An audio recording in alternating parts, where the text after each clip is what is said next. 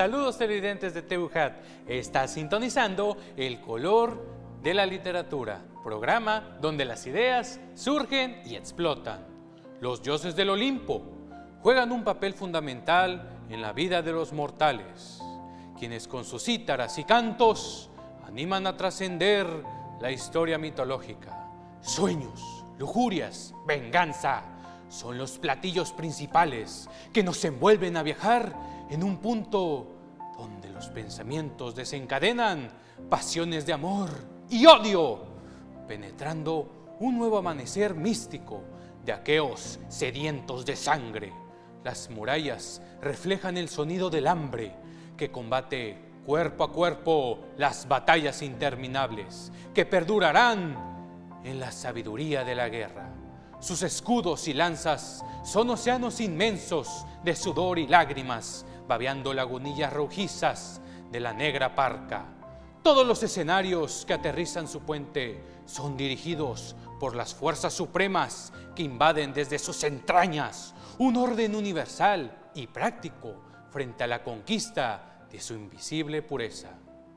La introducción está gateando en una línea sin fin que estimula la dramatización del caos en un recipiente que nos devora cada parte de nosotros mismos, dejando solo nuestra llama de atención frente a todos los personajes de cuya obra nos atrapará por el alimento de sus epopeyas. El autor que presentaremos nos dejó un alimento para la humanidad, imborrable de olvidar, que hasta el día de hoy seguimos dando tributo desde nuestros cánticos. Solo el alma es más cercana a la realidad que cualquier objeto material e invisible. Un poeta y maestros de maestros griegos con el nombre de Homero.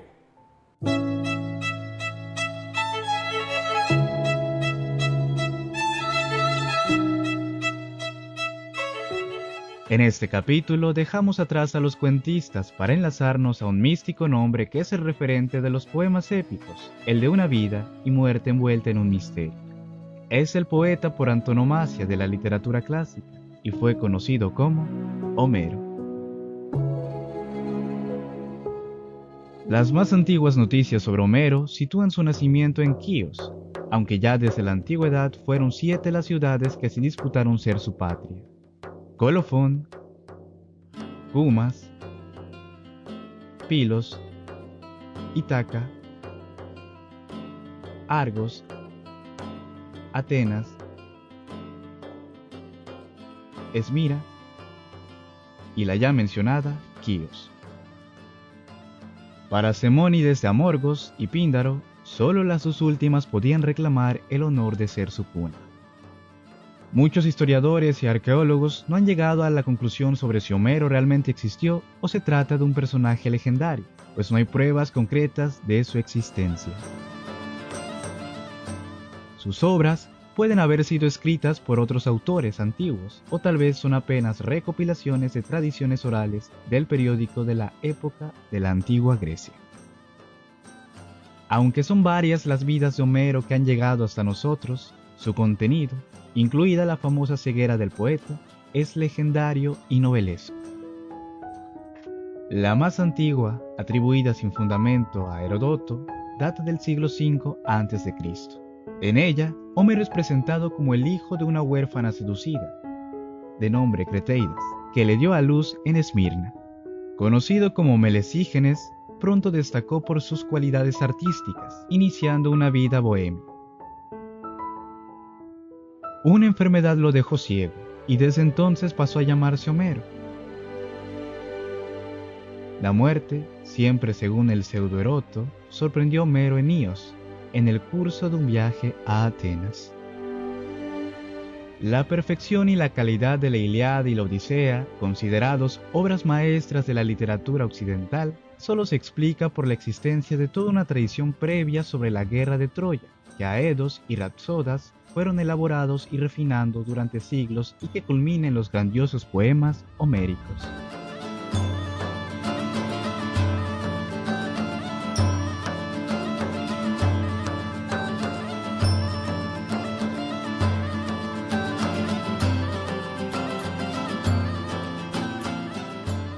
Sobre la muerte de Homero también hay mucho misterio.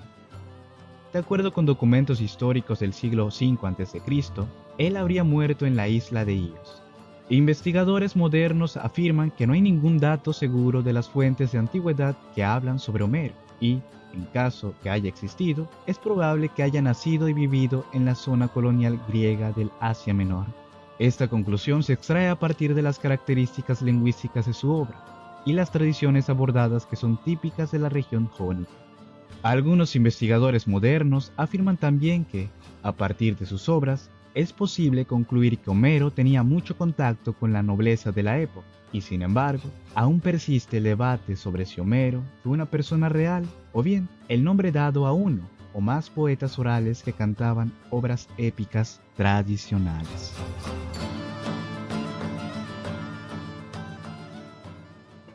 La Ilíada y la Odisea son las epopeyas más influyentes, no solo de la literatura, sino también del arte universal.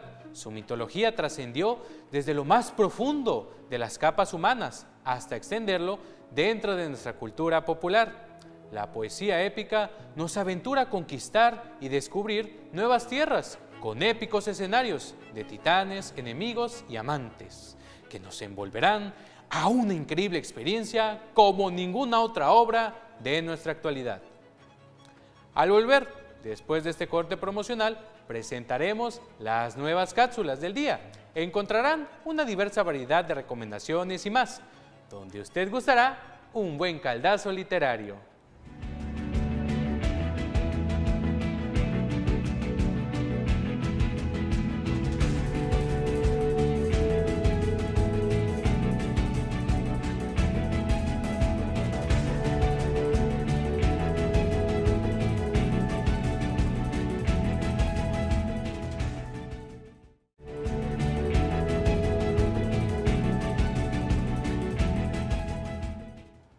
Estamos de regreso. Juan Carlos presenta en su Top 5 libros donde las hojas desprenden sus caprichos colores en la llama de sus poéticas dimensiones, lugar del arco iris místico que abre un mundo para las almas intranquilas con la voz de su imaginación. Una travesía desde el interior que profundiza las capas del pensamiento en una sola palabra: animación.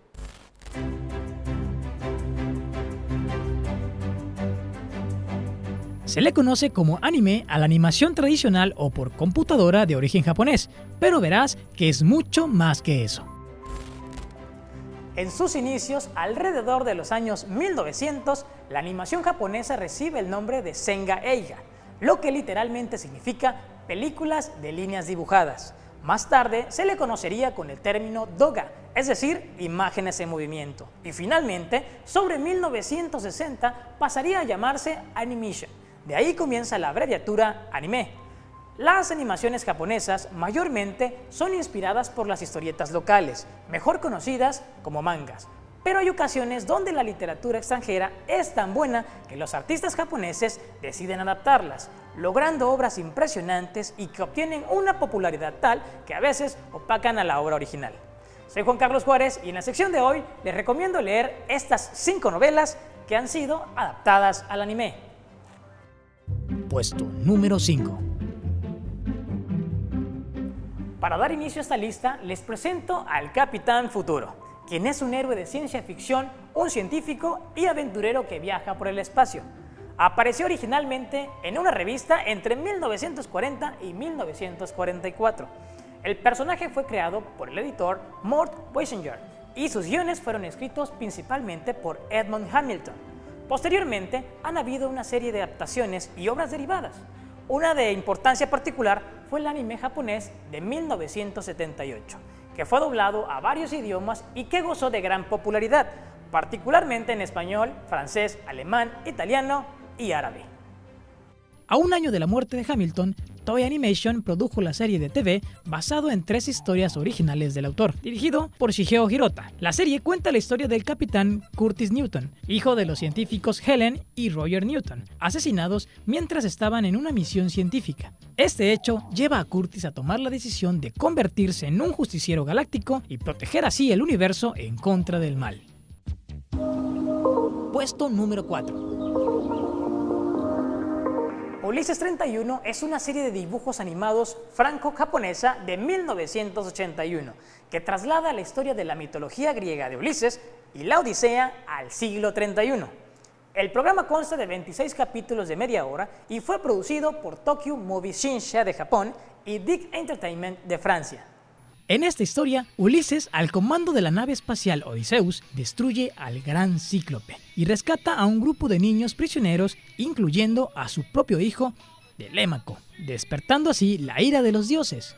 El dios Poseidón pide ayuda a Zeus para que sentencie a Ulises a vagar por el universo del Olimpo y congele a su tripulación, que permanece hibernada en la nave hasta que pueda encontrar el reino de Hades, tras lo que le será permitido volver a la Tierra.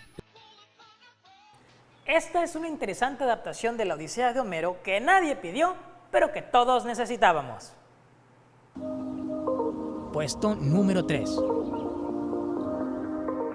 El cuento de la princesa Kaguya es una película de animación japonesa y producida por Estudio Ghibli, estrenada en Japón a finales de 2013.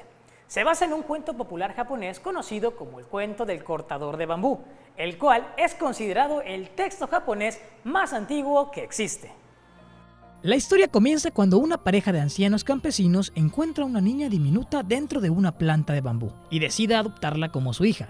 Convertida rápidamente en una hermosa mujer, es pretendida por muchos hombres, incluido el emperador. Sin embargo, su inicial júbilo se ve reducido a tristeza, pues asegura que vendrán por ella las personas de la luna, lugar del que es originaria. Esta es una obra que tiene muchísima historia y que vale la pena ver. Puesto número 2. Gankutsu, en español El Conde de Montecristo, es una serie de anime basada en la novela con el mismo nombre del dramaturgo francés Alejandro Dumas. Gankutsu se destaca por presentar una animación distinta al promedio, con el manejo avanzado del layering y el uso del 3D, esto para dar un cierto realce a la animación. Fue estrenada por Animax el 1 de mayo del 2007 y se emitió hasta el 3 de agosto del 2009.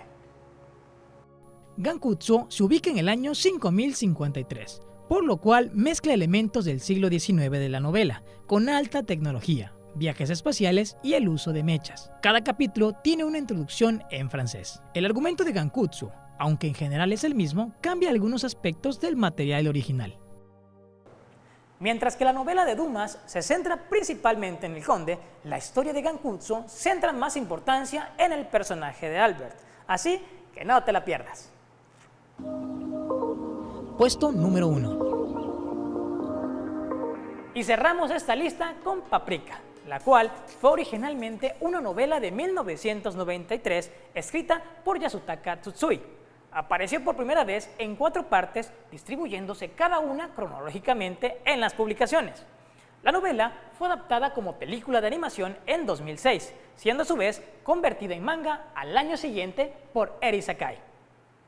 En la historia, la intervención y supervisión del sueño como un medio de tratamiento de los trastornos mentales es una nueva forma de psicoterapia. La ganadora del Premio Nobel en Investigación en Psiquiatría, Atsuko Chiba, es la científica más prominente en este campo, utilizando a su alter ego, Paprika, para infiltrarse en los sueños de los demás y tratar sus enfermedades. Los disturbios se producen cuando un nuevo dispositivo de psicoterapia conocido como DC Mini es robado, lo que permite al agresor entrar en la mente de cualquier persona y promulgar el control mental. El libro, por sí solo, ya era una gran novela, recomendada ampliamente a todo aquel que le guste la ciencia ficción, pero la película es un maravilloso regalo del séptimo arte. ¿Estás de acuerdo con nuestra lista? Coméntanos, ¿cuáles de estos libros ya leíste y qué te parecieron? Soy Juan Carlos Juárez y te recuerdo que este es el mejor momento para comenzar a leer. Estas fueron 5 novelas adaptadas al anime.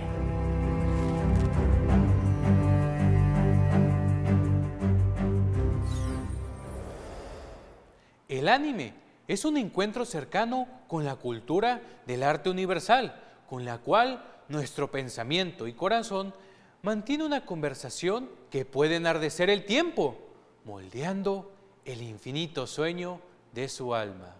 Sus personajes florecen la viña sagrada de la creación, Ahora es el momento de tomar la pluma y descubrir esos mundos que solo la invisible alma puede dibujar. Regresamos después de este corte promocional. No se despegue y volvemos con más.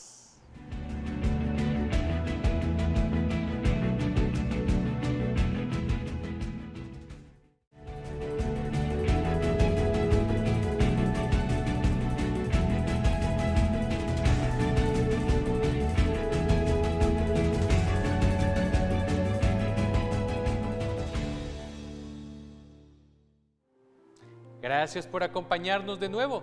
Fernanda Torres nos presenta el viaje de un escritor adelantado a su tiempo, padre pionero de la ciencia ficción, cuyo amor por las aventuras fueron destinadas en la armonía imaginaria y creativa. Ideas que transportan visiones adelantadas para nuestros tiempos presentes.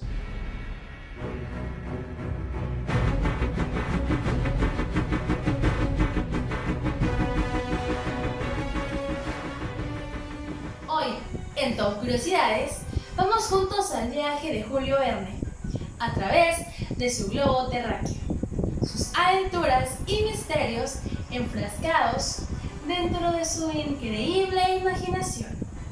Comencemos.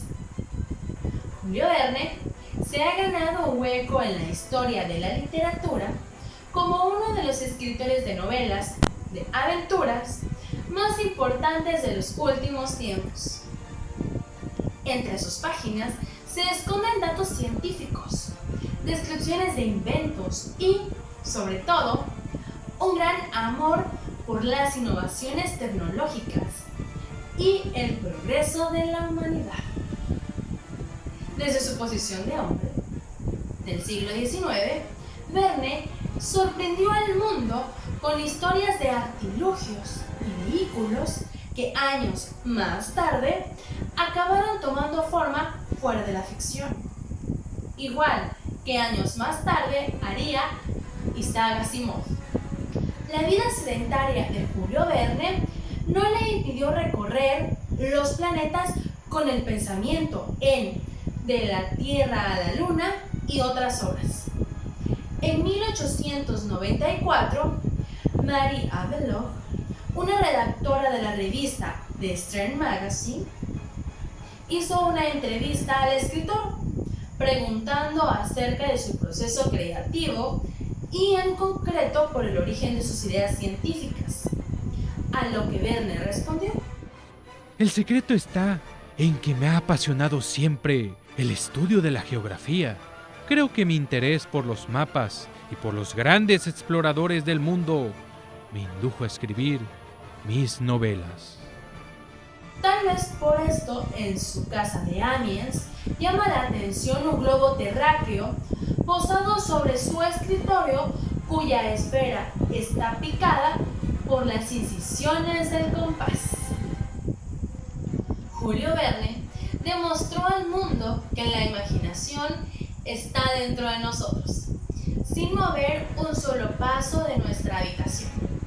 Escritores como H.P. Lovecraft, Robert E. Howard y el cineasta Guillermo del Toro trazaron una línea que supera las expectativas de la realidad y nos pone a prueba para superar las nuestras. Hemos llegado al final de esta cápsula. Mi nombre es Fernanda Torres y nos vemos en el siguiente programa para ver más curiosidades. Miguel Pérez nos recomienda las ramas de la artificialidad, envenenadas por la agonía del sufrimiento. Visiones que se adelantan a una esperanza pervertida por la soledad. Un futuro decaído, pero sobreviviente, que lucha contra el enemigo número 1, los androides. Los espacios se convierten en polvos desérticos que olvidan la escasez de sus nobles fuentes vacías.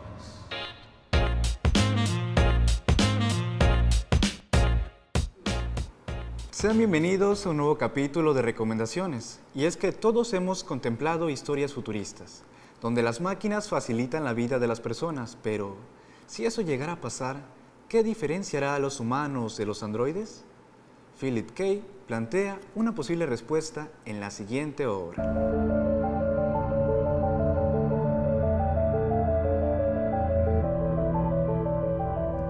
Publicada en 1968, ¿Sueñan los androides con ovejas eléctricas? Es una novela corta de ciencia ficción del subgénero cyberpunk, escrita por las manos del estadounidense Philip K. Dick, quien nació en 1928. En un futuro posguerra y tecnológico, Rick Deckard es un mercenario cuya tarea consiste en retirar de la circulación a androides rebeldes. Sin embargo, los nuevos Nexus 6 son androides con características casi humanas, lo que dificultará notablemente su labor. ¿Cómo se las ingeniará para identificar a sus objetivos? ¿Qué intentó decir el autor? El autor destaca la cuestión de la soledad y la pérdida de humanidad, puesto que las personas y los androides se parecen cada vez más, haciendo alusión a quienes dejan a un lado sus valores y sentimientos, asemejándose a las máquinas. ¿Por qué lo recomiendo? Pues es que es un libro que te cuestiona continuamente cosas y que te hace replantear qué harías en determinadas situaciones. Además de que toca el tema de las inteligencias artificiales, tema que cada vez toma más fuerza en la actualidad. Y finalizamos con una frase extraída del libro que dice: no perderemos realmente lo que sentimos, si lo tenemos claramente en el espíritu. Hay quienes dicen que si fuéramos perfectos seríamos máquinas, puesto que nuestras imperfecciones y errores son los que nos hacen humanos. Y bueno, ha sido un gran honor compartir este pequeño espacio con ustedes. Mi nombre es Miguel Pérez y nos vemos hasta la próxima. Amigos, hemos llegado a la última página de nuestro programa. Antes de finalizar, les presentaré el siguiente poema por el autor Hermann Hesse. La mayoría de los seres humanos son como las hojas que caen de los árboles, que vuelan y revolotean por el aire, vacilan y por último se precipitan al suelo. Otros, por el contrario, casi son como estrellas, siguen un camino fijo y ningún viento los alcanza, pues llevan en su interior su ley y su meta. Soy Juan Villegas. ¡Hasta pronto!